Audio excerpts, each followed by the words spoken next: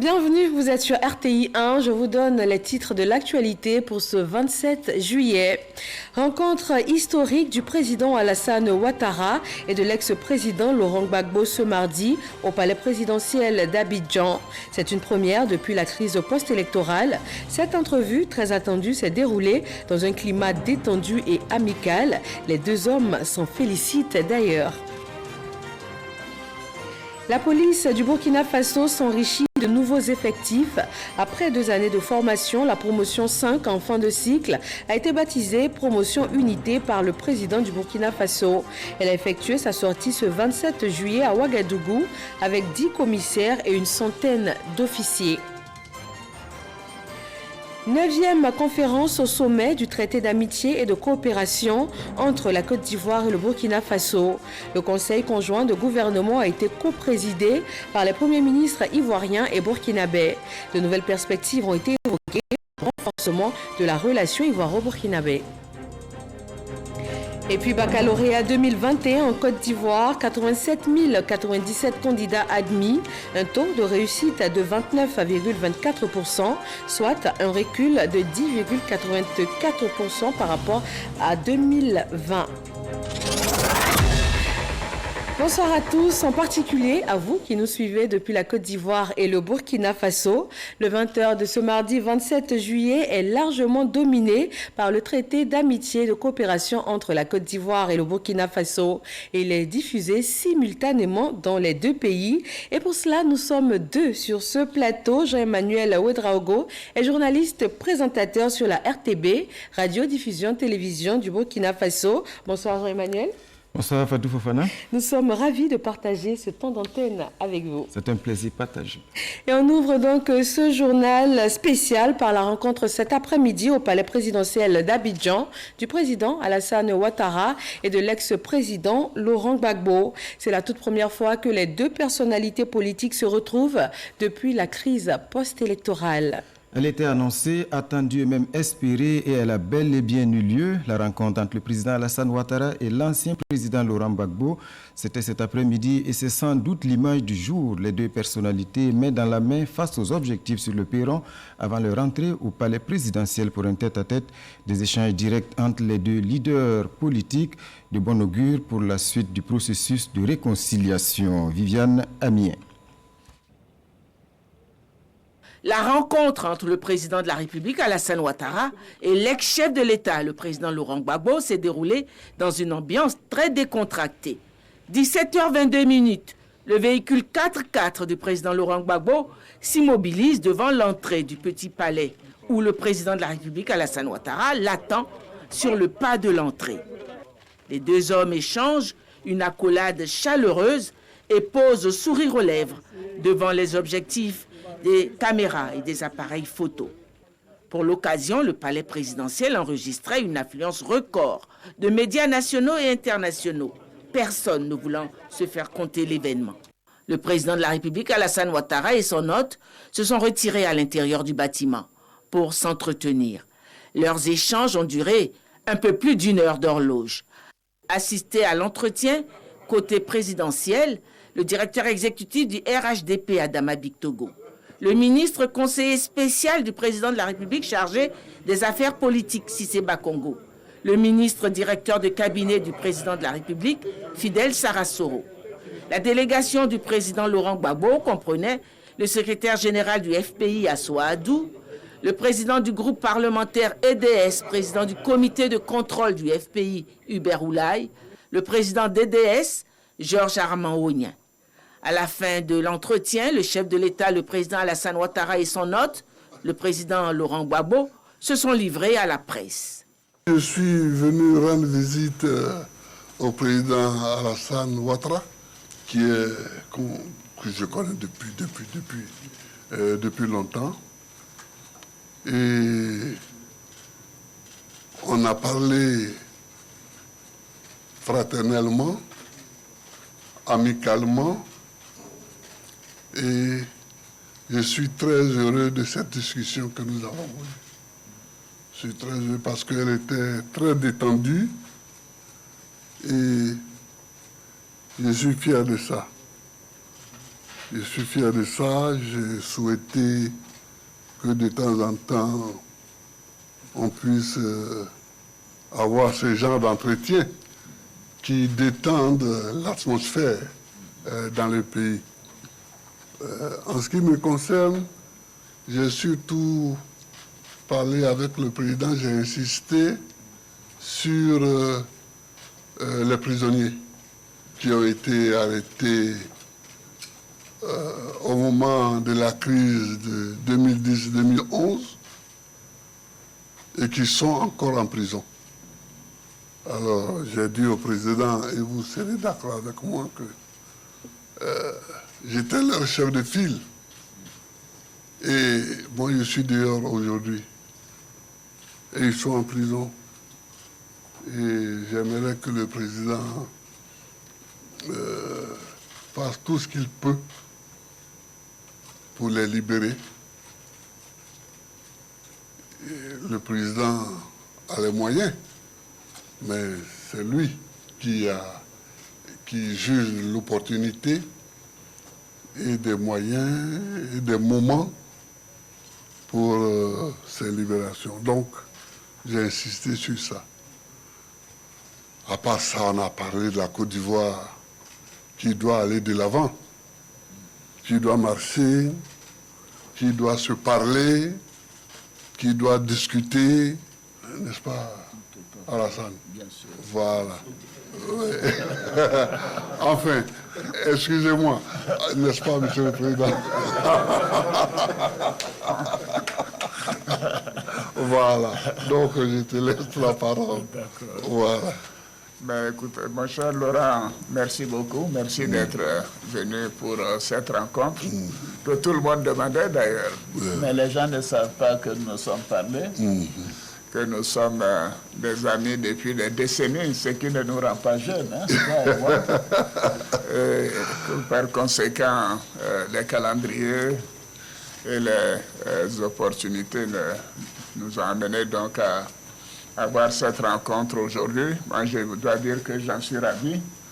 Et je crois que c'est surtout le peuple de Côte d'Ivoire qui attendait cela avec beaucoup d'impatience. Maintenant, c'est chose faite. Et je voudrais que nous puissions nous féliciter d'avoir eu cette rencontre qui a été cordiale et fraternelle. Parce que Laurent est mon jeune frère, est mon ami. Bien sûr, il y a eu cette crise qui a créé des divergences, mais cela est derrière nous. Ce qui importe, c'est la Côte d'Ivoire, c'est la paix pour notre pays. C'est, comme dit Laurent, pour nous avancer, aller de l'avant, pour bien sûr nous-mêmes, pour les prochaines générations. Je voudrais réitérer mes condoléances à mon frère pour le décès de la maman, Gado Marguerite, et d'Abdourahmane Sangaré. Tous les deux sont partis alors qu'il était absent du territoire. Et je lui ai dit que nous avons une pensée, bien sûr, pour eux et nous continuons de prier pour qu'ils reposent en paix. Une maman, c'est très important pour nous tous. Et quand j'ai perdu ma mère, alors que moi j'étais en exil, Laurent Gbagbo a facilité mon retour pour que je puisse participer et prendre en charge les funérailles. Donc c'est quelque chose que je ne peux pas oublier. Je voudrais donc témoigner en cela et dire que ça a été un moment douloureux, je sais pour toi, et je te réitère toutes mes condoléances. Merci. Nous avons parlé bien sûr de la paix pour notre pays, la nécessité de renforcer la cohésion nationale, de continuer de renforcer la réconciliation. Nous sommes convenus aussi de nous revoir de temps en temps, certainement après donc, le mois d'août, pour continuer ces entretiens et associer, le moment venu, d'autres personnes à ces entretiens. Mais je crois que c'est important que les uns et les autres puissent comprendre que nous avons décidé que c'était important de rétablir la confiance et de faire en sorte que les Ivoiriens se réconcilient, si c'est cela le terme important, mais se fassent confiance également. Ces événements ont été douloureux, il y a eu trop de morts, et nous devons avoir cela derrière nous et travailler sur l'avenir, sur la cohésion, sur la réconciliation.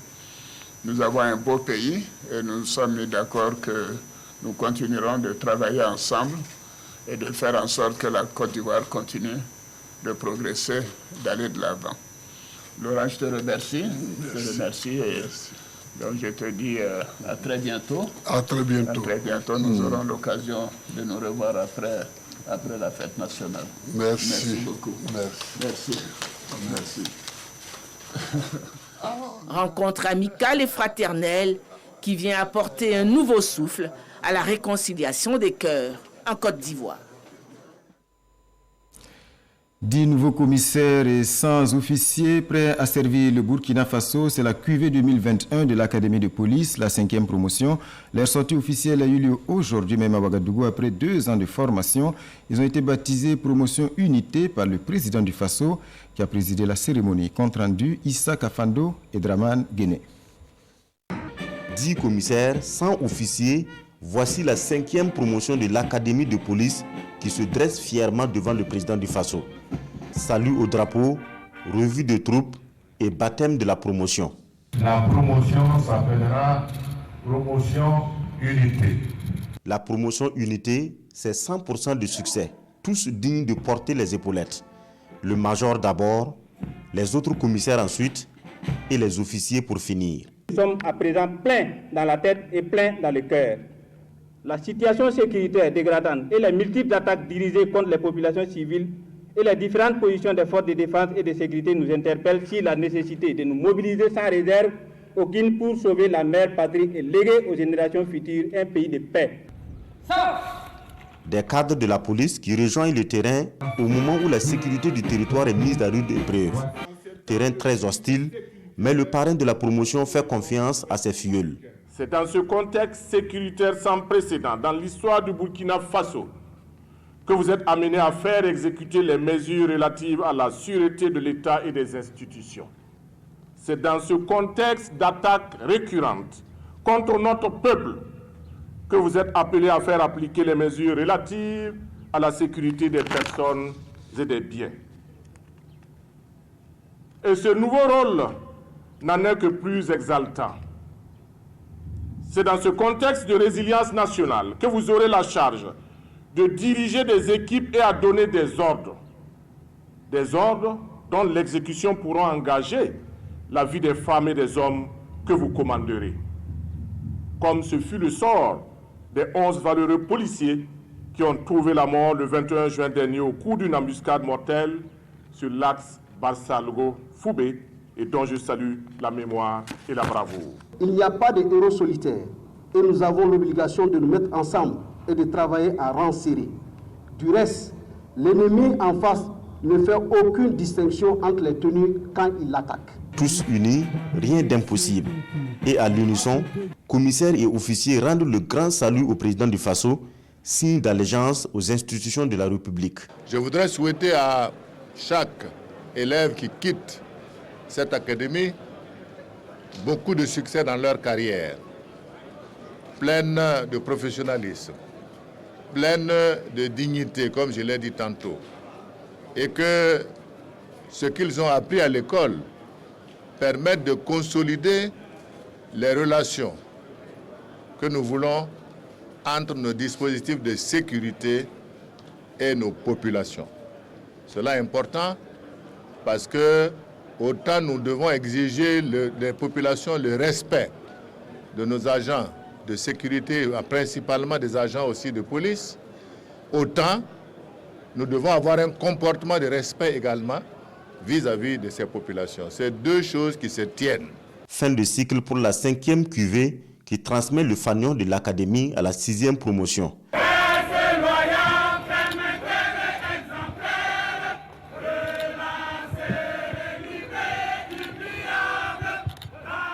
Un défilé au rythme de l'hymne de l'école et au son de la fanfare de la police nationale pour boucler la cérémonie. L'actualité en Côte d'Ivoire ce mardi, c'est aussi la 9e conférence au sommet du traité d'amitié et de coopération entre la Côte d'Ivoire et le Burkina Faso. Le conseil conjoint de gouvernement s'est tenu sous la présidence des premiers ministres des deux pays. Et à l'issue des travaux, le chef du gouvernement burkinabé, Joseph Dabiré, a été reçu par le président Alassane Ouattara. Viviane Aïma. À la tête de la délégation gouvernementale du Faso, aux assises du 9e TAC, traité d'amitié et de coopération ivoiro-burkinabé, qui se tient à Abidjan, le Premier ministre du Faso, Christophe Joseph Dabiré, a eu un entretien au terme des assises ce mardi 27 juillet avec le président de la République Alassane Ouattara au palais présidentiel. Les échanges ont porté sur les travaux de cette 9e assise, sur la sécurité aux frontières des deux pays, sur l'ouverture de leurs frontières face à la Covid-19. À ce niveau, le président de la République nous a donné des conseils. Il faut que l'on travaille à faire en sorte que la lutte contre la Covid soit une lutte partagée pour que nous puissions ouvrir dans les meilleurs délais possibles les frontières entre le Burkina Faso et la Côte d'Ivoire. Parce que la libre circulation est un élément fondamental du renforcement du développement dans nos différents pays. Il a également indiqué que la lutte contre la Covid-19 doit être associée intimement à la lutte contre le terrorisme. Parce qu'il faut que l'on s'organise pour que ces deux luttes-là soient une lutte commune, de manière à ce que la traversée des frontières soit sécurisée tant du point de vue sanitaire, mais également du point de vue de la sécurité des personnes et des biens. C'est ainsi que nous allons rétablir la stabilité dans nos États, c'est ainsi qu'on va rétablir la paix et la sécurité de manière à ce que le développement puisse repartir. Participaient à cette audience le Premier ministre ivoirien Patrick Achi et le ministre ivoirien de la Défense Téné Birahima Ouattara. C'est dans un contexte marqué par la lutte contre le terrorisme et la Covid-19 que les gouvernements ivoiriens et burkinabés se sont donc penchés aujourd'hui sur la mise en œuvre des décisions et recommandations du TAC précédent avant d'envisager de nouvelles perspectives de renforcement des relations entre les deux pays. Alexis Ouedraogo. Le Conseil conjoint de gouvernement referme ses portes. Les partis ont procédé à l'examen de 13 projets d'accord, dont 2 finalisés, 7 en cours de négociation et 4 qui ont été initiés lors du TAC 9. Éducation, culture, diplomatie, grands travaux, notamment l'autoroute Yamoussoukro-Ouagadougou, Ouagadougou-Kaya, approvisionnement en électricité ou encore facilitation de la circulation des produits. Autant de sujets abordés. Nous échangeons régulièrement le savoir-faire, les bonnes pratiques et envisageons ensemble le mécanisme pour l'industrie des arts et du spectacle. Il y a un dynamisme qui va être plus amplifié avec les accords signés ensemble et qui va permettre un échange, en tout cas, non seulement sur le plan artistique, mais également sur le plan culturel, parce que nous avons des valeurs communes. Un accord portant sur la facilité de circulation des produits locaux et de l'approvisionnement de nos marchés. Faire en sorte que nous puissions avoir des joint ventures entre des entreprises privées du Côte d'Ivoire et du Burkina Faso pour faire donc des géants qui sont à même d'apporter des réponses structurelles aux questions de développement industriel, mais aussi aux questions donc de prospérité économique et sociale de nos pays. Pour le Premier ministre burkinabé, la rencontre aura tenu ses engagements. À travers des échanges francs et directs, nous avons magnifié une fois encore la vitalité et la fraternité, la solidarité et la coopération légendaire entre nos deux États. Prochaine étape, la rencontre au sommet des chefs d'État qui devrait finaliser l'ensemble des travaux. Nous avons grandement avancé dans le traitement de l'ensemble des dossiers, notamment les nouveaux dossiers et les dossiers spécifiques. Cela nous a permis de dresser, pour décision de nos chefs d'État, une liste de recommandations qu'ils examineront lors de leur prochaine rencontre au sommet. Il s'agit notamment de la poursuite de l'approvisionnement en électricité en hydrocarbures du Burkina Faso, de la facilitation de la circulation des produits locaux et l'approvisionnement des marchés, de l'approfondissement des conditions de réouverture des frontières entre les ministres en charge de la santé, des transports et de la sécurité, le renforcement de la coopération en matière de lutte contre la traite transfrontalière des enfants dans le cadre d'une stratégie de législation harmonisée et le renforcement de la synergie de la lutte contre le terrorisme. La délégation burkinabé a quitté Abidjan ce soir. C'était donc le point d'orgue de ce 9e traité d'amitié et de coopération ici à Abidjan. Ce matin, comme on l'a vu, les premiers ministres ivoiriens et burkinabés ont co-présidé ce conseil conjoint de gouvernement à l'occasion de faire le bilan de la mise en œuvre des décisions du 8e TAC, mais aussi de passer en revue les grands défis du moment, et Dieu sait qu'ils sont nombreux. Menaces terroristes, réouverture des frontières, pour ne citer que les plus pressants, et sur toutes ces questions, les deux pays vont devoir plus que jamais se serrer les coudes. Alexis Evelyne Ouedraogo. Ministres burkinabés et ivoiriens réunis ce mardi autour d'une même table pour le conseil conjoint de gouvernement de la 9e conférence au sommet du TAC. Cette rencontre préparatoire de la conférence des chefs d'État permettra aux autorités des deux pays de passer en revue l'état de la coopération déjà bien dynamique dans plusieurs secteurs. En matière de santé, nous partageons les mêmes soucis, surtout en cette période de la pandémie de la Covid-19. Il nous a été instruit en tant que ministre de discuter pour pouvoir poser les modalités pratiques parce que les frontières vont bientôt réouvrir et il ne faudra pas qu'à cette occasion, la maladie puisse reprendre du pas. Ce qui se fait de bien chez eux peut être aussi reproduit chez nous.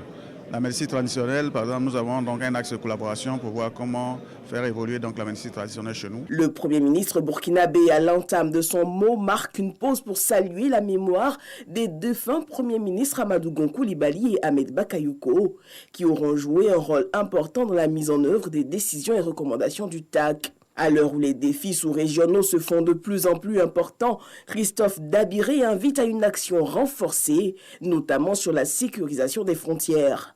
Au-delà des contraintes imposées par la Covid-19, il convient de relever la persistance des difficultés liées à la circulation et à la fluidité du transport sur nos corridors. J'invite nos administrations réciproques chargées de ces questions à faire preuve de plus de professionnalisme dans l'exercice de leurs fonctions, à travers le respect strict des décisions prises en la matière. Défense, sécurité, diplomatie, coopération frontalière, autant de projets qui impliquent la mutualisation des forces. Pour le Premier ministre ivoirien, la tenue de cette rencontre reste le signe de l'intérêt des chefs d'État ivoiriens et burkinabés de renforcer l'axe Yamoussoukro-Ouagadougou. Notre conseil de gouvernement conjoint est l'expression certaine de l'intérêt que nos deux chefs d'État, Son Excellence M. Alassane Ouattara et Son Excellence M. Roch Marc Christian Kaboré, accordent à la qualité de nos relations ainsi que la ferme volonté de nos gouvernements respectifs de voir la coopération entre nos deux pays et l'entente entre nos deux peuples toujours se diversifier et toujours s'intensifier. De même, le Conseil sera invité à se pencher sur l'examen de nouveaux dossiers et des dossiers spécifiques en ayant constamment à l'esprit la sécurisation de nos frontières et de nos territoires face à la menace grandissante du terrorisme qui gagne du terrain dans nos pays. Né en 2008 de la volonté commune des deux États de renforcer la coopération, le TAC est devenu un exemple d'intégration et un outil de développement qui fait école dans la sous-région. 12 ans déjà que cela dure et cette année encore, c'est avec un grand intérêt que les citoyens burkinabés ont suivi les travaux du 9e traité d'amitié et de coopération. Un intérêt marqué, teinté tout de même d'impatience. La plupart estiment que les grands projets annoncés tardent à se concrétiser. Leur souhait, plus de diligence pour des résultats concrets. Adama Guiti, Vincent Kiendrebiogo. Le traité d'amitié et de coopération entre la Côte d'Ivoire et le Burkina Faso à la loupe de citoyens burkinabés. Le TAC, c'est une très bonne chose pour les deux pays, à savoir la Côte d'Ivoire et le Burkina, parce qu'il y a un certain nombre de réalisations qu'ils promettent faire, à savoir par exemple le chemin de fer. Il y a également la route. Porté sur les fonds baptismaux en 2008 par les premières autorités ivoiriennes et burkinabés, beaucoup d'analystes ont vu en ce traité l'un des plus beaux exemples de coopération bilatérale sud-sud. On peut prendre l'exemple de la France et puis l'Allemagne qui, au niveau de l'Union européenne, en tout cas ça marche. Et nous, par exemple, ici en Afrique de l'Ouest, nous pensons que ce traité-là peut vraiment aider les deux pays à aller de l'avant et surtout favoriser l'intégration. Une coopération porteuse d'espoir pour les peuples ivoiriens et burkinabés. Faut-il alors encore patienter pour en récolter les bénéfices? Il y en a qui n'en peuvent plus. C'est des réunions qui n'en finissent pas. Parce qu'il n'y a rien de concret. Nos parents, quand ils quittent pour l'encan en Côte d'Ivoire, les raquettes jusqu'en Côte d'Ivoire, ils sont maltraités. Ça, je suis écœuré. Moi, je ne vois rien de concret jusqu'à présent. De 2008 à aujourd'hui, des régimes se sont succédés de part et d'autre de la frontière, mais le TAC subsiste encore, tant bien que mal. À chaque édition du TAC, experts, gouvernements et chefs d'État des deux pays se penchent sur de dossiers emblématiques ou de grands projets d'intérêt commun et censés améliorer les conditions de vie du bas peuple. Si nous prenons les grands chantiers qui étaient dès le départ en branle qu'on devait acter, c'est-à-dire par exemple l'autoroute Yamoussoukro-Ouaga, si on prend le chemin de fer, l'emblématique chemin de fer Ouaga, Abidjan, Ouaga, Kaya, Tambao, ça aussi c'est un chantier qui est en rade. Bon, il y a aussi la question de l'électrification, vous voyez aujourd'hui où on en est. Il y a la matérialisation de la frontière, il y a la juxtaposition de la frontière commune sur la Leraba. Et puis bon, il y a maintenant des problèmes nouveaux que sont le terrorisme et puis le déguerpissement des Burkinabés du Mont Peko. 10 ans après, le TAC n'a pas tenu ses promesses et c'est dommage. Et il appartient pourtant à ces deux pays condamnés par la géographie et l'histoire, justement, à faire vivre ce TAC, qui est une bonne initiative. Ce traité de bon voisinage-là gagnera à être botoxé. En attendant, c'est l'absence des présidents Alassane Ouattara et Roch Marc Christian Kaboré à la 9e conférence du TAC ce mardi qui a un écho retentissant dans la presse nationale burkinabé.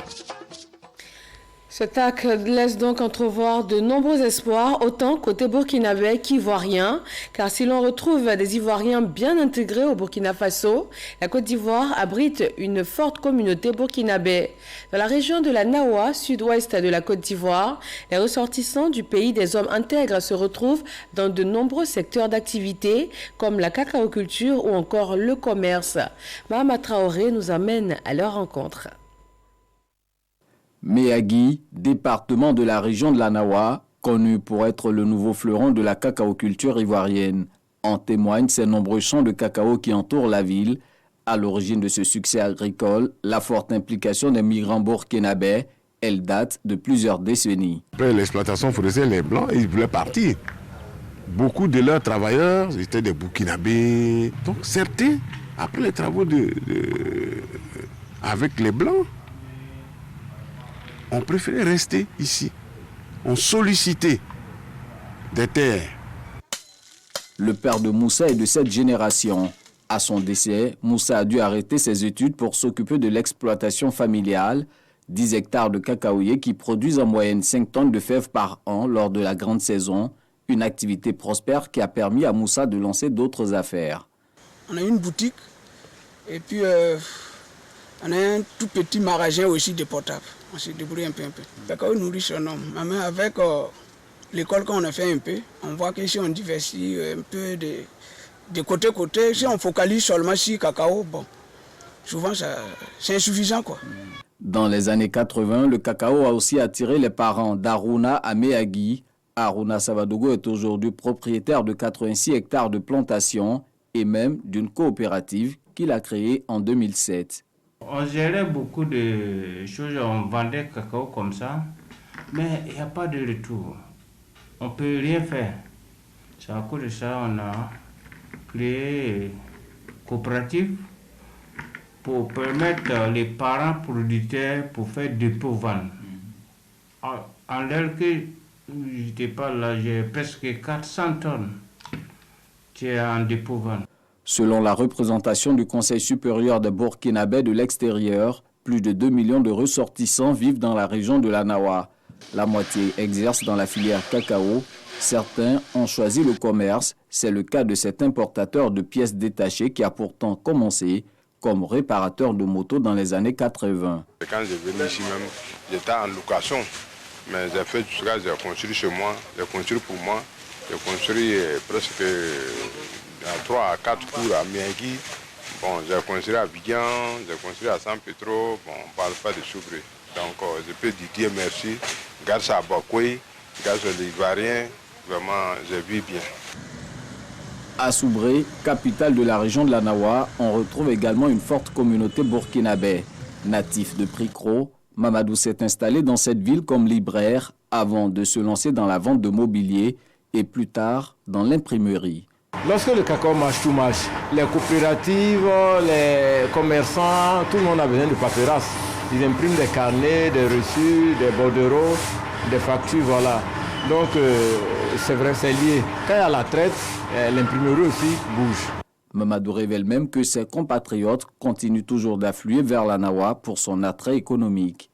Ceux qui venaient avant comme manœuvre métaillère agricole, aujourd'hui ils sont, je ne dis pas que ça n'existe plus, mais ils sont devenus très rares. Ceux qui viennent maintenant, souvent c'est des commerçants établis déjà, qui viennent ouvrir des magasins ici pour leurs proches. Si la région de l'Anawa est devenue aujourd'hui un Eldorado pour la communauté burkinabé vivant en Côte d'Ivoire, c'est le fruit d'une intégration réussie. Dans le village de Bakoui, s'il y a réunion là, c'est nous qui faisons ensemble. S'ils demandent les conseils, je connais. Il n'y a pas de palabre même. Même si entre nous là, celui qui n'a pas raison, on dit toi tu n'as pas raison, il faut demander pardon à l'autre, puis c'est fini. Les Burkinabés ont toujours eu le respect qu'ils ont eu pour les Bakoui. Ils ont eu beaucoup d'argent, ils ont leurs fils qui sont les plus grands opérateurs économiques du département, mais le respect demeure. Ces dernières années, le phénomène du travail des enfants a connu une montée en puissance dans la région de l'Anawa. Bon nombre des enfants exploités et leurs bourreaux sont de nationalité burkinabé. Tout comme les autorités ivoiriennes, la diaspora du Faso s'active à éradiquer ce fléau qui représente une sérieuse menace pour l'économie cacaoyère. Pour nous faciliter la tâche, c'est l'État ivoirien à la frontière. Pour fortifier le contrôle, pour vraiment revoir comment faire pour nous aider, même que les enfants restent en famille au Burkina.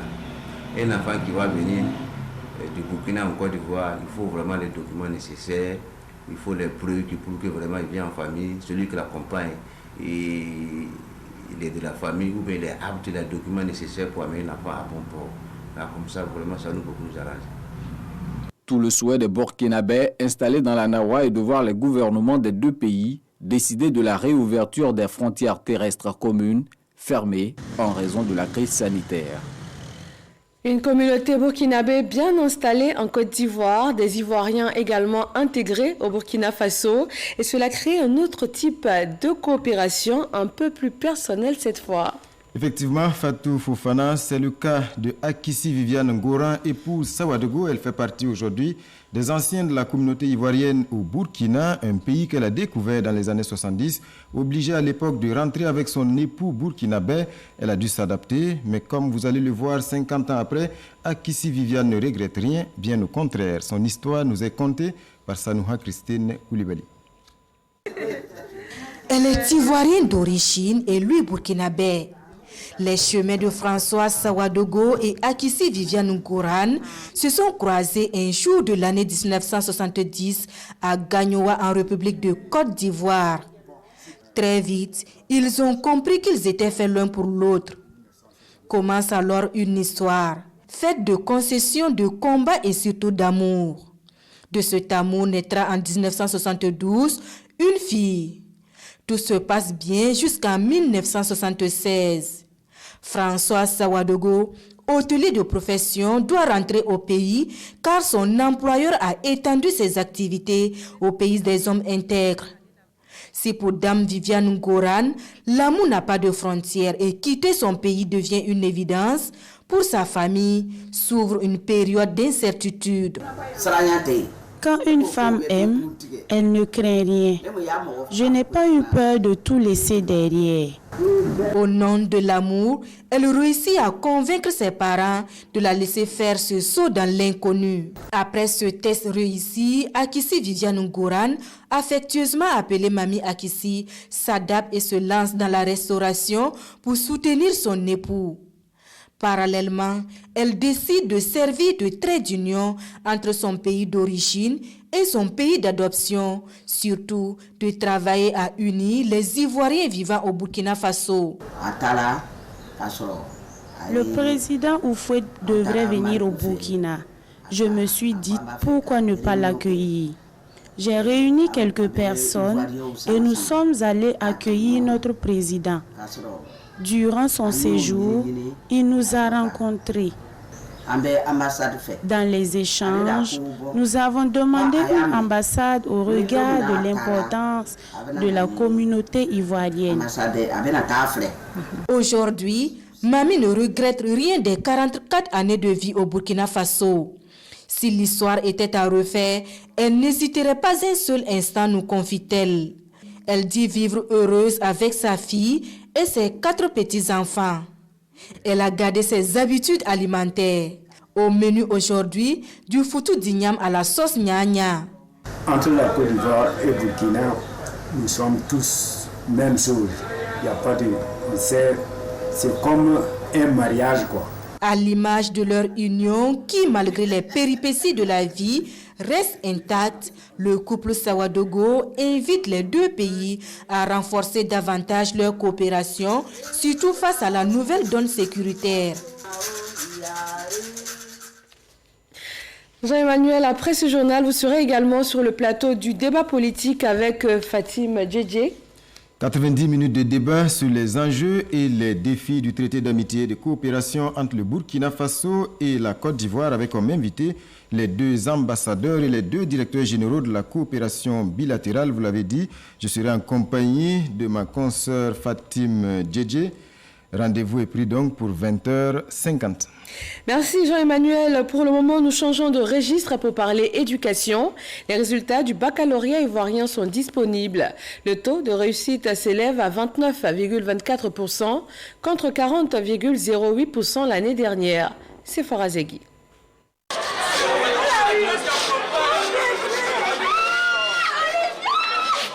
C'est un moment qui vient clôturer des années de scolarité, les résultats du baccalauréat. Mariam Nimaga Dosso, la directrice des examens et concours, c'est elle qui vient décider du sort des 297 840 candidats qui ont pris part à cette session 2021. Sur cet effectif de présent, 87 097 candidats ont été déclarés admis, soit un taux de réussite national de 29,24% au baccalauréat session 2021, contre 40,08% en 2020. Un taux national de réussite en baisse de 10,84 points par rapport à la session précédente. Cette année, les garçons ont obtenu de meilleurs résultats que les filles. Chez les garçons, on enregistre 29,61% de réussite contre 28,79% chez les filles. Les candidats verront leurs photos affichées sur les relevés de notes, histoire de limiter la fraude.